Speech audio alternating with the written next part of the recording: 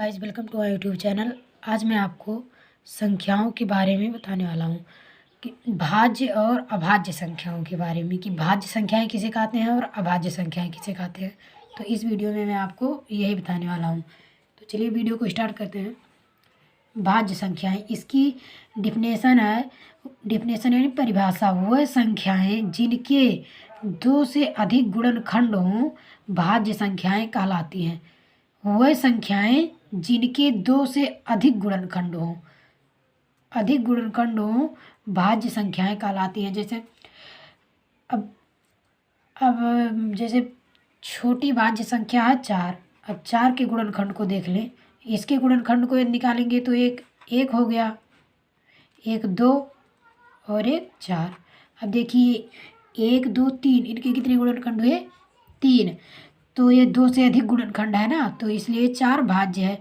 यदि आपको 2 को देखना हुआ तो ये भाज्य हो गया। अब 2 को 1 से कट रहा है और एक 2 से। अब इसके 2 गुणनखंड है, तो ये क्या हुआ? ये भाज्य नहीं हुआ, ये अभाज्य हो गया, ये अभाज्य हो गया।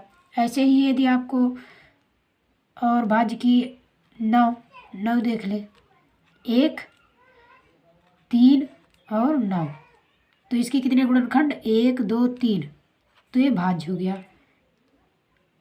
ऐसे ही मान लीजिए 100, तो ये किससे कट रहा? 1 से, 2 से, 4 से, 5 से, 10 से, 20, 25, यानी ये ऐसे चला जाएगा 50, 100।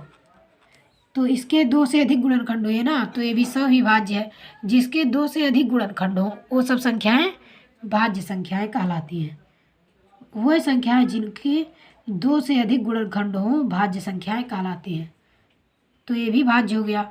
ऐसे ही जिनके 2 से अधिक गुणनखंड मिले वो भाज्य हो जाएंगे। सबसे छोटी भाज्य संख्या 4 है। तो चलिए अब अभाज्य देख लेते हैं। अगला है अभाज्य संख्याएं। अब भाज्य का उल्टा क्या? अभाज्य, जिसे विलोम कहते हैं। अब उसी का उल्टा अभाज्य है। तो वह संख्याएं जो एक अथवा स्वयं के अतिरिक्त किसी और संख्या से विभाजित नहीं होती अभाज्य संख्याएं कहलाती हैं। वह संख्याएं जो एक अथवा यानी एक से और स्वयं से, जो संख्या आपको भाज्य लगी वो स्वयं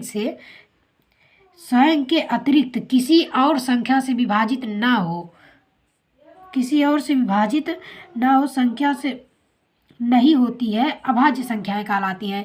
अब चलिए इसके एग्जाम्पल ले लेते हैं। जैसे अभाज्य संख्या 2। अब ये 2 क्या है? 2 सबसे छोटी अभाज्य संख्या है। अब देख लीजिए, अब इसके गुणनखंड 1 और 2, यानी ये किस किस से कट रहा है? एक तो 1 से कट रहा है और एक 2। अब डिफिनेशन में कह रहा है एक अथवा स्वयं। अब एक तो 1 हो गया और स्वयं 2 है, यानी इसके एक अथवा स्वयं से ही केवल विभाजित हो रही है और किसी संख्या से विभाजित नहीं हो रही है। तो ये क्या हो गई? अभाज्य संख्या। सबसे छोटी अभाज्य संख्या 2 है। ऐसे देख लेते हैं। जैसे 5। अब 5 का गुणनखंड 1 और 5, यानी 5 जो है 1 से कट रहा है और 5 से, और इसके अलावा किसी अंक से नहीं कट रहा। एक से कट रहा है और एक स्वयं से कट रहा है, तो ये भी अभाज्य हो गया। यदि आप 4 देखें तो 4 को देख लो, 1 2 4। अब ये 1 से तो कट रहा है, स्वयं से भी कट रहा है, लेकिन उसके अतिरिक्त भी ये एक संख्या से कट रहा है, तो ये अभाज्य नहीं हुआ। ऐसे ही और एग्जाम्पल देख लीजिए। जैसे 25। अब 25 को देख लें। इसका गुणनखंड 1 और एक 5, एक 25। अब इसमें 1 से तो कट रहा है और स्वयं से भी कट रहा है, लेकिन इसके अतिरिक्त एक और संख्या से कट रहा है, तो ये अभाज्य नहीं हुआ।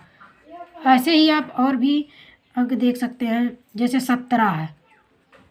17 1 से कट रहा है और 17, यानी ये खुद से कट रहा है, 1 से कट रहा है और स्वयं से, तो इसका मतलब ये और किसी संख्या 17 नहीं कटेगा, तो यह अभाज्य है, यह अभाज्य हो गया। ऐसे ही आप और एग्जाम्पल ले सकते हैं। जैसे 41। तो ये 1 से तो कट रहा है और 41 से और किसी अंक से नहीं कटेगा। आप काटेंगे तो ये किसी अंक से नहीं कटेगा, तो क्या हो गया? 41 एक और स्वयं से केवल कट रहा है, तो ये भी अभाज्य हो गया। ऐसे ही जिनके 2 गुणनखंड हो, एक अथवा स्वयं से जो केवल विभाजित हो, वो सब संख्याएं अभाज्य संख्याएं कहलाती हैं। और जिनके जो एक अथवा स्वयं के अलावा और किसी अंक से विभाजित हों तो वे सब भाज्य कहलाती हैं। तो इस वीडियो में मैं आपको अभाज्य और अभाज्य संख्या और भाज्य संख्याएं बता दिया हूँ। तो आपको कहीं भी अभाज्य और भाज्य पता करना हो तो ऐसे ही पता कर लीजिएगा। थैंक्स फॉर वॉचिंग गाइस, मिलते हैं अगली वीडियो में।